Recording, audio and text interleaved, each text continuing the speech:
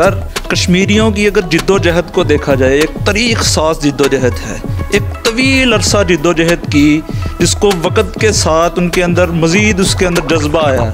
कमी की बजाय जज्बा आया। कश्मीरियों की इस जिद्दोजहद को आप किस तरह, किन अल्फाज के अंदर पेश करते हैं? अब तो ये सूरत हाल है कि उनके दिलों से एक मौत का खौफ निकल गया है। सड़कों पर आना, जिद्दोजहद करना, गोलियां खाना, लाशें उठाना, पैलेट गन के ज़रिए से जिनको बेशुमार बच्चों को अंधा कर दिया गया, चेहरों को दागदार कर दिया गया, दुनिया में कहीं पर मंजिल की फ़िक्र किए बगैर, यानी उनको इतने अरसे में मंजिल भी नहीं मिली और अभी दूर दूर तक नज़र भी नहीं आ रही। इसके अंदर इस जज्बे को बरकरार रखने में यकीनन उस कौम की क़यादत का, अगर मैं ये कहूँ कि इस सदी में अगर कोई हुर्रियत पसंदों में कोई सबसे बड़ा लीडर है तो वो सैयद अली गिलानी है। दुनिया नेल्सन मंडेला की बात करती है और वो बेमिसाल कायद थे अपनी कौम के लिए, लेकिन उनको आधी दुनिया की सपोर्ट हासिल थी। लेकिन ये 2-3 साल के अंदर जो प्रोग्रेस हुई, इंडिया ने अपने हक के अंदर दी एंड कर लिया, यानी उसकी मखसूस हैसियत को ख़त्म करके अपना मुस्तकिल हिस्सा बना लिया। इस हवाले से पाकिस्तान का किरदार, चूँकि कश्मीरी अगर देखता है तो वो पाकिस्तान की तरफ देखता है। पाकिस्तानी क़यादत का इंतहाई घिनौना किरदार रहा है। मैं इससे कोई बेहतर लफ्ज़ उसके लिए इस्तेमाल नहीं कर सकता कि इंडिया ने अगर कुछ काम ये किया है तो 1.5 साल पहले तो वो मिली भगत का नतीजा है, इंटरनेशनल कुव्वतों की उसमें आशीर्वाद शामिल है और हमारे लोग जो हैं इसमें बिल्कुल उसका हिस्सा हैं कि जो आज इस तरह। मैं उमर फ़ारूक खालिद आपको फैसलाबाद के डिजिटल मीडिया प्लेटफार्म साडा सोना फैसलाबाद पर खुशामदीद कहता हूँ। नाज़रीन, आज 5 फरवरी है, यौम कश्मीर है। हमारे साथ फैसलाबाद की एक ऐसी शख्सियत जिनके 2 जवान साल भाई मकसूदुज़्ज़मा भट्ट और अतीकुज़्ज़मा भट्ट कश्मीर के महाज पर शहीद हुए। कश्मीर काज के साथ दिली, जज्बाती और नज़रियाती वबस्ती रखने वाले, तारीख़ और जुग्राफिया पर गहरी नज़र रखने वाले इकनॉमिक्स के प्रोफेसर महबूबुज़्ज़मा भट्ट, अमीर जमात इस्लामी फैसलाबाद मौजूद हैं। सर, कश्मीरियों की अगर जिद्दोजहद को देखा जाए, एक तरीक़ साज़ जिद्दोजहद है, एक तवील अरसा जिद्दोजहद की, जिसको वक़्त के साथ उनके अंदर मज़ीद उसके अंदर जज्बा आया, कमी की बजाय जज्बा आया। कश्मीरियों की इस जिद्दोजहद को आप किस तरह, किन अल्फाज के अंदर पेश करते हैं? बिस्मिल्लाहिर्रहमानिर्रहीम। कश्मीरियों की जिद्दोजहद बेमिसाल है, यानी इसको 89 में ये मुसल्ला जिद्दोजहद उन्होंने शुरू की और मुसल्ला जिद्दोजहद जब उनको इलेक्शन में धांधली के ज़रिए से नाकाम कर दिया गया और बैलेट का तरीका उन पर बंद कर दिया गया, उन्होंने फिर उस वक्त बुलेट का तरीका अख्तियार किया और उसको आज तकरीबन जो है वो 31 साल हो चुके हैं कि वो किसी न किसी सूरत में सियासी जद्दोजहद भी उनकी जारी है सैयद अली गिलानी की क़यादत में, और वहाँ लोकल सतह पर वो मुसल्ला जद्दोजहद भी उनकी जारी है। इसलिए कि अक़वाम मुत्तहिदा के तयशुदा असूलों के मुताबिक कश्मीर जो है वो मुतनाज़ा इलाका है और कश्मीर ना इंडिया का हिस्सा है ना पाकिस्तान का हिस्सा है। कश्मीर कश्मीरियों के फ़ैसले के मुताबिक, इस्तिस्वाब राय के मुताबिक उसका फ़ैसला होना है कि वो किन के पास जाएंगे। और उन्होंने इससे पहले भी, यानी 1931 से उनकी जो है वो एक नुमायाँ हैसियत से जो है वो एक जिद्दोजहद शुरू है, फिर वो चलती रही। उसके बाद उस पर अंग्रेज़ों ने काबू पा लिया। फिर 1947 में फिर एक जिद्दोजहद शुरू हुई जब पार्टीशन हुई, और उसके बाद उनके साथ धोखा करके जो है वो अब्दुल्ला ने, उसके बाद जो है वो फिर आहिस्ता आहिस्ता वो ठंडी हो गई। फिर उसके बाद उन्होंने मुख्तलिफ़ हवालों से कोशिशें जारी रखी, हत्ता कि फिर 1989 में उन्होंने दोबारा एक नए अज़्म के साथ दुनिया को बताया कि वो जान की परवाह ना करते हुए अपने मौक़िफ़ को लेकर आगे बढ़ रहे हैं। और अब तो ये सूरत हाल है कि उनके दिलों से एक मौत का खौफ निकल गया है। सड़कों पर आना, जिद्दोजहद करना, गोलियां खाना, लाशें उठाना, पैलेट गन के ज़रिए से जिनको बेशुमार बच्चों को अंधा कर दिया गया, चेहरों को दागदार कर दिया गया, दुनिया में कहीं पर। इसराइल ने भी ये पैलेट गन का जो है वो तजर्बा शुरू में किया था और उसको बंद कर दिया, लेकिन इंडिया उसको मुसलसल किए चले जा रहा है। और फिर दुनिया का भयानक तरीन लॉकडाउन किया 5 अगस्त से, और उसको भी जो है वो तकरीबन 1.5 साल होने को है। तो मैं समझता हूँ कि कश्मीरियों की जिद्दोजहद इतनी बेमिसाल है कि शायद ही तारीख़ में इतनी तवील और मुसलसल कुर्बानियों की दास्तान किसी कौम ने रकम की हो। अच्छा सर, मंजिल की फ़िक्र किए बगैर, यानी उनको इतने अरसे में मंजिल भी नहीं मिली और अभी दूर दूर तक नज़र भी नहीं आ रही, इसके अंदर इस जज्बे को बरकरार रखने में यकीनन उस कौम की क़यादत का भी कुछ हाथ होगा, जिन्होंने अपनी तीसरी नस्ल तक 3 गुना जज्बे से इस तहरीक आज़ादी को मुंतकिल किया। कश्मीरियों की लीडरशिप को आप किन अल्फाज के अंदर याद करें? बिल्कुल 2 और 2 4 की तरह अगर मैं ये कहूँ कि इस सदी में अगर कोई हुर्रियत पसंदों में कोई सबसे बड़ा लीडर है तो वो सैयद अली गिलानी है। दुनिया नेल्सन मंडेला की बात करती है और वो बेमिसाल कायद थे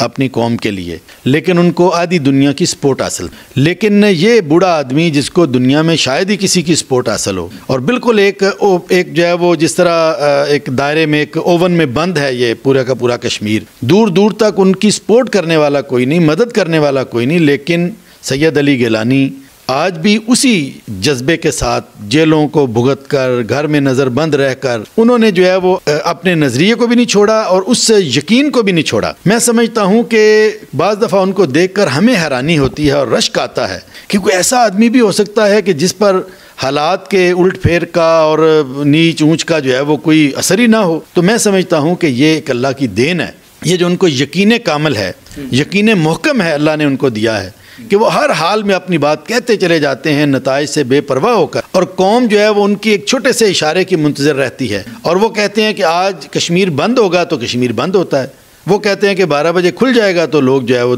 अपना दुकानें और सब कुछ खोल लेते हैं।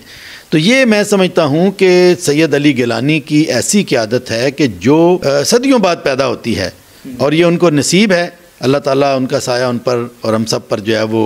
रखे, तो इंशाल्लाह ऐसी क़यादत जो है वो कौम को मायूस भी नहीं होने देती। सर ना, जो गुज़िश्ता 2-3 साल के अंदर जो प्रोग्रेस हुई, इंडिया ने अपने हक़ के अंदर दी एंड कर लिया, यानी उसकी मखसूस हैसियत को ख़त्म करके अपना मुस्तकिल हिस्सा बना लिया। इस हवाले से पाकिस्तान का किरदार, चूँकि कश्मीरी अगर देखता है तो वो पाकिस्तान की तरफ देखता है, तो जो इन 2 साल के अंदर पाकिस्तान की क़यादत की तरफ से जो किरदार अदा किया गया, क्या आप समझते हैं कि वो ठीक था या हमने कश्मीरियों का जिस तरह साथ देना चाहिए था उस तरह नहीं दिया? पाकिस्तानी क़यादत का इंतहाई घिनौना किरदार रहा है। मैं इससे कोई बेहतर लफ्ज़ उसके लिए इस्तेमाल नहीं कर सकता, इसलिए कि उन्होंने कश्मीरियों के साथ जब जो है वो इंडिया ने उनको अपने आइन में तरमीम करके तो बाकायदा उसको अपना सूबा करार दिया है, और उसके बाद चाहिए ये था कि पाकिस्तान उसके लिए जो है वो हर तरह की एक्टिविटी और सरगर्मी के लिए तैयार होता। तो बज़ाहिर एक शोर मचाया, कुछ थोड़ा बहुत जो है वो सफारती सतह पर जो है वो कोशिशें की, लेकिन उसको मैं लिप सर्विस कहता हूँ। यानी उन्होंने ये अवाम में ज़ाहिर करने के लिए कि जी हम बहुत परेशान हैं और हम बहुत जो है वो इसको सीरियस हैं इसमें, लेकिन उनकी सीरियसनेस का अंदाज़ा इस बात से होता है कि आज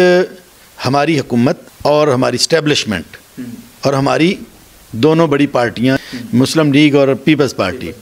इन्होंने जो है वो गिलगित बल्तिस्तान के जो इस पूरे तनाज़र में कश्मीर का हिस्सा है, और वहाँ पर जो है वो जब भी कल को इस्तिस्वाब राय होता है तो मकबूजा कश्मीर, आज़ाद कश्मीर और गिलगित बल्तिस्तान, ये तीनों के तीनों यूनिट्स और लद्दाख, ये सारे यूनिट जो है मिलकर इस बात का फ़ैसला करेंगे कि कश्मीरियों ने किधर जाना है। तो उन्होंने खुलेआम इस बात का ऐलान करना शुरू कर दिया कि जी हम आपको सूबा बनाएंगे, पाकिस्तान का सूबा बनाएंगे। पाकिस्तान हुकूमत भी ये कहती रही, अपोजिशन भी यही बात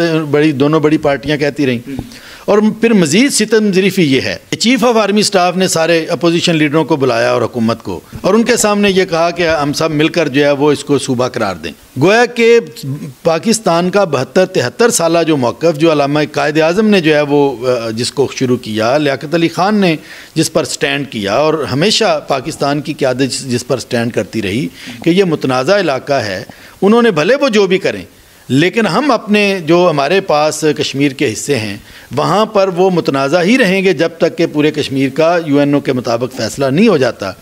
उसमें हमारे जो है वो हमारी जो अशराफिया है और हमारे ये जितने भी लोग हैं, और हत्ता के हमारे चीफ़ ऑफ आर्मी स्टाफ और ये सारे मिलकर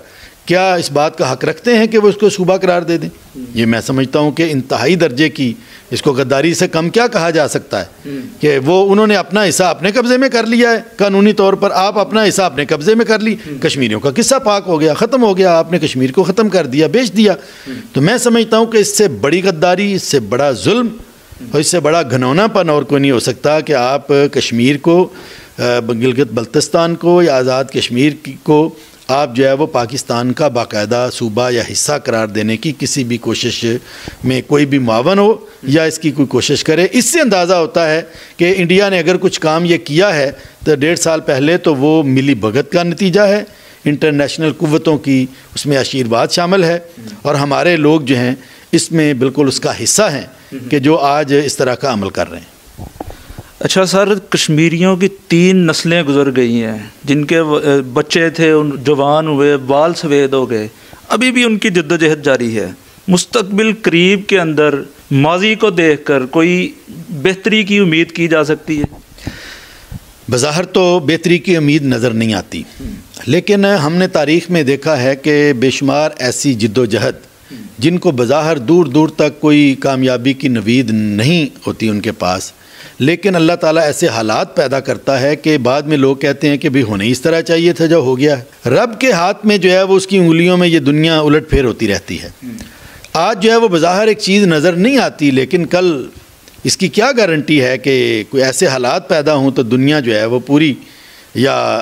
कौम या इंडिया के अंदर ऐसे हालात पैदा हो जाएं और कश्मीरियों की जद्दोजहद का रास्ता जो है वो आसान हो जाए और वो आज़ादी की जानिब आ जाए। इसके बारे में मैं समझता हूँ कि दुनिया वालों से तो हमें कोई तवक्को नहीं, लेकिन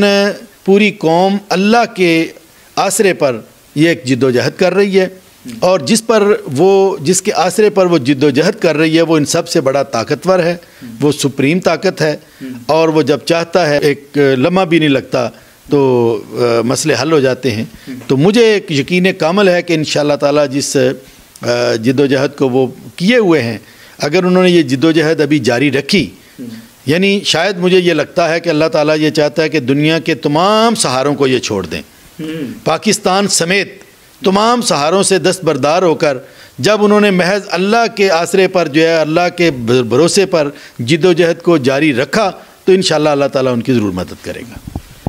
5 तारीख है आज, आप क्या समझते हैं कि ये पाकिस्तान के अंदर एक रवायती सा दिन नहीं बन गया? नहीं, ये हमारी एक छुट्टी का दिन है, लोग इंजॉय करते हैं, चंद एहतजाज होते हैं और उसके बाद पूरा साल हम कश्मीरियों को भूल जाते हैं। देखें जी, ये भी एक लिहाज से तो किसी हद तक ये बात दुरुस्त हो सकती है, लेकिन देखें ये दिन जो मनाया जाता है ये असल में एक तरह से उस याद को ताज़ा किया जाता है और उसका इजहार किया जाता है कि हम कश्मीरी कौम के साथ हैं। इसको 1989 में मोहतरम 90 में काजी हुसैन अहमद मरहूम अमीर जमात इस्लामी पाकिस्तान उन्होंने इसका आगाज़ किया था और उसके साथ फिर हुकूमत भी शामिल हो गई और आहिस्ता आहिस्ता पूरी दुनिया में ये दिन जो है वो मनाया जाने लगा। तो कश्मीरी भी तो इंतज़ार करते हैं कि पाकिस्तानी कौम के लोग हमारे लिए कुछ मैदान में निकलते हैं कि नहीं निकलते। उन्होंने तो अपनी नज़रें जो है वो हमारे टीवी के ऊपर जमाई होती हैं। हर कश्मीर के घर में कहीं ARY, जियो, नियो जो हमारे चैनल हैं ये उन्होंने फ़िक्स किए हुए हैं और वो ये देखते हैं और छोटी सी एक्टिविटी भी जो है वो यहाँ पर होती है तो वो उनको हौसला होता है कि पाकिस्तान के अवाम तो कम से कम हमारे साथ हैं। इसलिए जब हम ये छोटी मोटी जो है वो एजिटेशन करते हैं या कोई इजहार करते हैं, प्रोटेस्ट करते हैं तो ये बेरायगा नहीं होता, ये उनके जज्बों को महमेज देता है और उनको जो है वो तवानाई बख्शता है और उनके लिए जो है वो एक दुनिया उसका कोई असर ले या ना ले, लेकिन कश्मीरी उसका असर ज़रूर लेते हैं। इसलिए मैं समझता हूँ कि ये जिद्दोजहद ये जो जितनी भी 5 फरवरी को या उससे पहले शुरू हो जाती है और उसके बाद भी जारी रहती है, तो मैं समझता हूँ कि ये भी एक गनीमत है और ये भी होनी चाहिए। लेकिन बाकी दिन के जो है वो साल के बाकी दिनों में भी इस जो है वो जिद्दोजहद को और इस मिशन को जारी रखना चाहिए, इसको भूलना नहीं चाहिए। बहुत शुक्रिया। ये थे प्रोफेसर महबूबुज़्ज़मान भट्ट जो कश्मीर इशू पर एक मुफस्सल गुफ्तगू कर रहे थे। इसके साथ ही अपने मेज़बान उमर फ़ारूक खालिद को इजाज़त दीजिए। अल्लाह हाफ़िज़।